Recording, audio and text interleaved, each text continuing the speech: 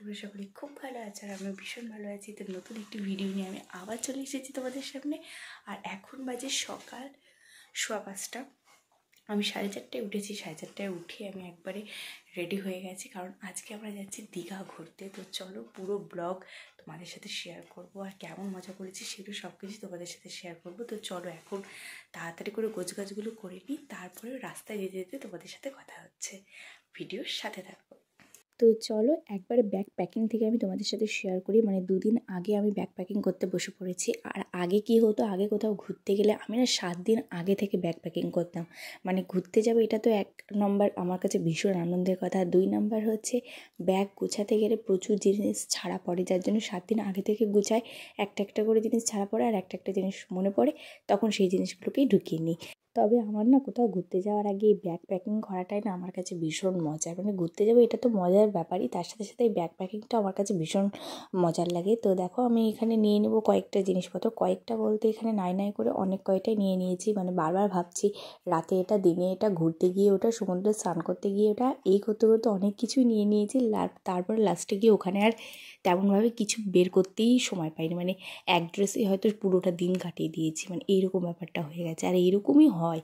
তো দীঘার ওয়েদার তো ওখানে একটু হালকা গরম, আর এখানে তো প্রচণ্ড পরিমাণে ঠান্ডা। তো বুঝতে পারছিলাম না কি নেব, মানে সোয়েটার নেব না জাস্ট এমনি জামাগুলো নেব। তো তারপর ভাবলাম যে না, একটা সোয়েটার তো পরেই যাচ্ছি, সেই একটা সোয়েটারই নিয়েছি, আর জামা কাপড়ই বেশি করে নিয়েছি, কারণ সোয়েটার নিয়ে ব্যাগ ভারী করার কোনো দরকার নাই। আর সত্যি কথা বলতে দীঘার ওয়েদার ভীষণই সুন্দর। আমাদের এখান থেকে তো অনেক সুন্দর। এখানে যখন দীঘা থেকে আমরা ফিরছিলাম তখন এখানের ওয়েদারটা মানে আমার আর সহ্য হচ্ছিলো না, মনে হচ্ছিলো আবার দীঘা ফিরে যায়। তো দেখো ফাইনালি আমার ব্যাগ প্যাকিং কমপ্লিট। আর এখানে সাইড ব্যাগের মধ্যে নিয়ে নিয়েছি যেগুলো আমার একদম প্রয়োজনীয় জিনিস, যেমন টাকার ব্যাগ, তারপর নিয়ে নিয়েছি মোজা, তারপর নিয়ে নিয়েছি এখানে সব সাজার জিনিস, আর ব্রাশ, শ্যাম্পু, কোলগেট, এগুলো সব নিয়ে নিয়েছি। নিয়ে ব্যাগ প্যাকিং তো মোটামুটি কমপ্লিট।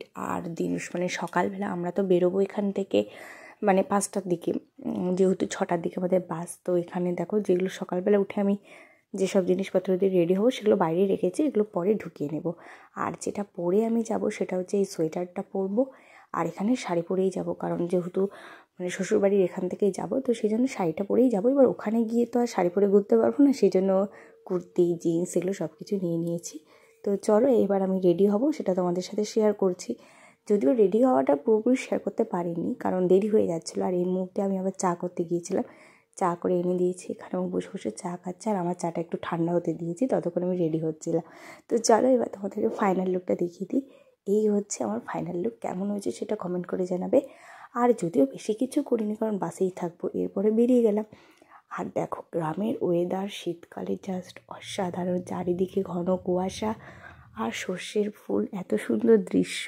ঠান্ডা লাগছিল ঠিকই, কিন্তু দৃশ্যটা দেখে মনটা পুরো একদম ভরে গেছিলো। তো আমরা যাচ্ছিলাম টোটো করে, আর রাস্তাটা এত পরিমাণে খারাপ ছিল যে টোটোর ঝাঁকুনি তো পুরো কোমর ব্যথা হয়ে গেছে। তো ফাইনালি আমরা চলে এসেছি বাসের সামনে, এসে এবার জিনিসপত্রগুলো সব নামাচ্ছি।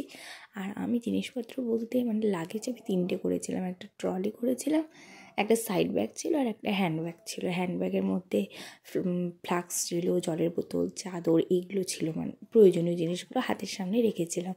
তো এরপরে একে একে সবাই মিলে তার যে জিনিসপত্রগুলো গাড়ির ভেতরে ঢুকাচ্ছে, আর এদিকে আমিও চারদিকটা একটু ঘুরে ঘুরে দিচ্ছিলাম। আর সত্যি কথা বলতে বাস জার্নি করতে ভালো লাগে, কিন্তু ব্যাপারটা হয় কি, রাত্রে বাসে উঠি আর দিনের বেলায় হয়তো কোথাও নেমে যাই, সে কলকাতা হোক শিলিগুড়ি হোক। তো এইবার ব্যাপারটা হয়েছিল যে এটা অনেক টাইমের জার্নিটা ছিল, তো ভীষণ একটু টেনশন হচ্ছিলো। তো যাই হোক আমরা বাসে উঠে পড়েছি। বেশ প্রথম তো বেশ মজা করতে করতেই যাচ্ছিলাম সকলে মিলে। আর মানে যেহেতু আমি এখানে নতুন, তো অনেকের সাথে পরিচয় হলো, অনেক ভালো সম্পর্ক হলো, যেটা হয় আর কি একসাথে সবাই মিলে ঘুরতে গেলে, কিন্তু সবার মধ্যে একটা ভালো বন্ডিং তৈরি হয়ে যায়। তো দেখো চারিদিকেই শুধু এখন সর্ষের ক্ষেত আর ঘন কুয়াশা, এত সুন্দর ওয়েদার। সত্যি শীতকালের পরিবেশটা কিন্তু ভীষণই আলাদা হয়। এরপর আমাদেরকে বাসে ঠিক 9টা সাড়ে 9টার দিকে টিফিন দিয়ে দিয়েছিলো। এখানে 4টা ব্রেড ছিল, আর বোঁদে ছিল, ব্যানানা ছিল, আর একটা টিফিন কেকগুলো ছিল। তো এইগুলোই আমরা খেলাম। যদিও আমি গোটাটা খেতে পারিনি, আমি 2টো খেয়েছি, কারণ আমার তো বললাম বমি হয় না ঠিকই, কিন্তু গাটা একটু কেমন কেমন গুলায়, আর যখন আমার গা গুলে বা বমি বমি ভাব পাই আমি তখন একটু না ঘুমিয়ে পড়ি, তাহলে আবার ঠিক হয়ে যায়। তো তারপরে এখানে টোলের সামনে চলে এসেছি, আর আমার না এই টোলগুলো দেখতে ভীষণ ভালো লাগে। মানে এত সুন্দর, এত বড় মানে খুব সুন্দর সাজানো থাকে, সেই জন্য আমার দেখতে খুব ভালো লাগে। আর ঠিক সকাল 11:30 কি 11টার দিকে হবে, এখানে দিয়ে দিয়েছে আমাদেরকে মুড়ি আর চানাচুর। তো আমি যদি মুড়ি খেতে ভালোবাসি না, কিন্তু বাসে ছিলাম, একটু মুখটা নাড়াতে ইচ্ছে হচ্ছিলো, তাই খেয়েছি। তারপর চলে এসেছি ফারাক্কা ব্রিজের সামনে। যদিও কোথাও তো তেমন ঘুরতে যাওয়া হয় না, যখন কোথাও ঘুরতে যাওয়া হয় তখন এই ব্রিজটা দেখতে কিন্তু ভীষণ ভালো লাগে। আর তারপরে আমাদেরকে এখানটায় গাড়ি একটু থামিয়েছে, মানে সবাই ফ্রেশ ট্রেশ হবে, বাথরুম টাথরুম করবে। আর এখানে আমাদের খাওয়া দাওয়ার ব্যাপারটাও এখানটাতেই হবে। আমাদের মানে না পুরো পিকনিক আর ঘোরা দুটো একসাথেই হয়েছে।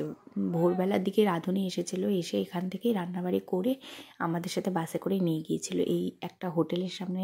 তারপর বাসটাকে থামিয়েছিল, থামিয়ে ওই যে ওখানে দেখো পলিথিন পাড়া রয়েছে, ওখানে বসে আমরা সবাই এখন খাওয়া দাওয়া করবো। রান্না যেহেতু এখান থেকে করে নিয়ে গিয়েছিলো, তাই রান্নার ঝামেলাটা ছিল না, শুধু সবাই ওখানে বসে খাওয়া দাওয়াটাই করেছিলাম। খাওয়া দাওয়ার মধ্যে ছিল সিম্পল একদম, যেহেতু বাস জার্নি হবে। ছিল ভাত, ছিল ফুলকপি আলুর রসা, ছিল আর হচ্ছে ডাল ছিল। তো এটা দিয়ে সবাই ওখানকার মানে দুপুরবেলা তখন ঠিক কটা বাজে, 1:30 হবে, ওই 1:30টার দিকে সবাই এটা দিয়ে খাওয়া দাওয়া করলাম। আর রাঁধুনি কিন্তু আমাদের সাথে গিয়েছিল, কারণ আমাদের রান্নার ব্যাপারটা হয়েছিল কি, রাঁধুনি আমাদের সব রান্নাবাড়ি করবে, এখান থেকে সব জিনিসপত্র নিয়ে যাওয়া হয়েছিল, যে ওই দুদিন যে রান্না হবে সেই জিনিসপত্র এখান থেকে নিয়ে যাওয়া হয়েছিল। তো আমরা চলে এসেছি মায়াপুরের সামনে। ওই যে দেখো দূরে দেখতে পাচ্ছ মায়াপুরের মন্দির। আর এখানে আমরা নেমে পড়েছি সবাই বাস থেকে এক এক করে। আর আমরা তো আগে থেকেই নেমে এখানে ভিডিও করতে শুরু করে দিয়েছি। আর ও ভাবছে আমি সেলফি তুলছি, কিন্তু না, আমি ওকে বললাম যে আমি ভিডিও করছি। তো মায়াপুরে চলে এসেছি, চলো ধীরে ধীরে ভেতরে যাওয়া যাক। আমি তো ভীষণ এক্সাইটেড, কারণ আমার এটা দিয়ে দুবার হবে। যদিও আগে একবার আমি বাবার সাথে এসেছিলাম, আর এইবার আমি আমার প্রিয় মানুষের সাথে এসেছি। আর আমাদের জার্নিটা মানে আমাদের বিয়ের পরে ঘোরাটা কিন্তু এই ঠাকুরের স্থান থেকেই শুরু হলো, সেটা নিয়ে আমার মানে আরও বেশি আমি এক্সাইটেড। তো দেখো চারিদিকে কত দোকানপাট। তো চলো, এই যে মন্দিরের সামনে চলে এসেছি, তো চলো ভেতরে যাওয়া যাক।